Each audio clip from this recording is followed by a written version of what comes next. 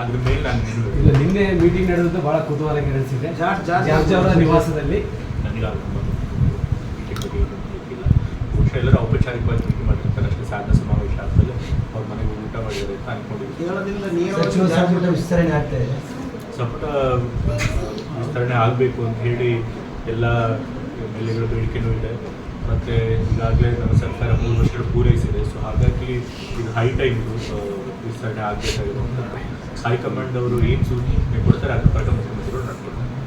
ನಮ್ಮ ಸಿದ್ಧಾಂತ ಒಪ್ಪಿ ಬರ್ತಾರೆ ಅನ್ನೋರಿಗೆಲ್ಲರೂ ಕೂಡ ನಾವು ಭಾಗ ತೆರೆದೇ ಇರುತ್ತೆ. ವಿರೂಪಾಕ್ಷ ಪ್ರಸಾದ್ ಅವರು ಕೂಡ ಭಾಳ ದೊಡ್ಡ ಲೀಡ್ರು, ಮಾಜಿ ಸಚಿವರಾಗಿದ್ದಂಥವ್ರು, ಸಂಸದರಾಗಿದ್ದಂಥವ್ರು, ಈ ಭಾಗದಲ್ಲೆಲ್ಲ ಜನ ಅವ್ರ ಬಗ್ಗೆ ಅಪಾರವಾದ ಪ್ರೀತಿ ವಿಶ್ವಾಸ ಇರ್ತಾರೆ. ನಾಯಕರ ಬಗ್ಗೆ ಖಂಡಿತ ನಾವು ಮುಕ್ತವಾಗಿ ಅವ್ರನ್ನ ಸೇರಿಸ್ತೀವಿ. ಬಟ್ ಆದರೂ ಅಂಥ ಮಾತುಕತೆ ಏನೂ ಇಲ್ಲ. ವಿರೂಪಾಕ್ಷ ಹೇಳಿಕೆ ಕೊಟ್ಟ ಮೇಲೆ ಅದ್ರ ಮೇಲೆ ನಾನು ಇಲ್ಲ ನಿನ್ನೆ ಮೀಟಿಂಗ್ ನಡೆದಿದ್ದು ಬಹಳ ಕುತೂಹಲ ಕೆರಳಿಸಿದೆ. ಜಾರ್ಜ್ ಅವರ ನಿವಾಸದಲ್ಲಿ ನನಗೆ ಮೀಟಿಂಗ್ ಬಗ್ಗೆ ಏನು ಗೊತ್ತಿಲ್ಲ. ಬಹುಶಃ ಎಲ್ಲರೂ ಔಪಚಾರಿಕವಾಗಿ ಮೀಟಿಂಗ್ ಮಾಡಿರ್ತಾರೆ ಅಷ್ಟೇ. ಸಾಧನ ಸಮಾವೇಶ ಆದಮೇಲೆ ಅವ್ರ ಮನೆಗೆ ಊಟ ಮಾಡಿದ್ದಾರೆ ಅಂತ ಅನ್ಕೊಂಡಿದ್ದೀನಿ. ಸಚಿವ ಸಂಪುಟ ವಿಸ್ತರಣೆ ಆಗ್ತಾ ಇದೆ.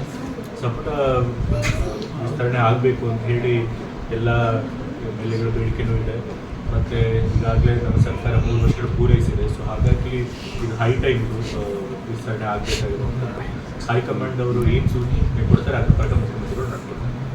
ನಮ್ಮ ಸಿದ್ಧಾಂತ ಒಪ್ಪಿ ಬರ್ತಾರೆ ಅನ್ನೋರಿಗೆಲ್ಲರೂ ಕೂಡ ನಾವು ಭಾಗ ತೆರೆದೇ ಇರುತ್ತೆ. ವಿರೂಪಾಕ್ಷ ಪ್ರಸಾದ್ ಅವರು ಕೂಡ ಭಾಳ ದೊಡ್ಡ ಲೀಡ್ರು, ಮಾಜಿ ಸಚಿವರಾಗಿದ್ದಂಥವ್ರು, ಸಂಸದರಾಗಿದ್ದಂಥವ್ರು, ಈ ಭಾಗದಲ್ಲೆಲ್ಲ ಜನ ಅವ್ರ ಬಗ್ಗೆ ಅಪಾರವಾದ ಪ್ರೀತಿ ವಿಶ್ವಾಸ ಇರ್ತಾರೆ. ನಾಯಕರ ಬಗ್ಗೆ ಖಂಡಿತ ನಾವು ಮುಕ್ತವಾಗಿ ಅವ್ರನ್ನ ಸೇರಿಸ್ತೀವಿ. ಬಟ್ ಆದರೂ ಅಂಥ ಮಾತುಕತೆ ಏನೂ ಇಲ್ಲ. ವಿರೂಪಾಕ್ಷ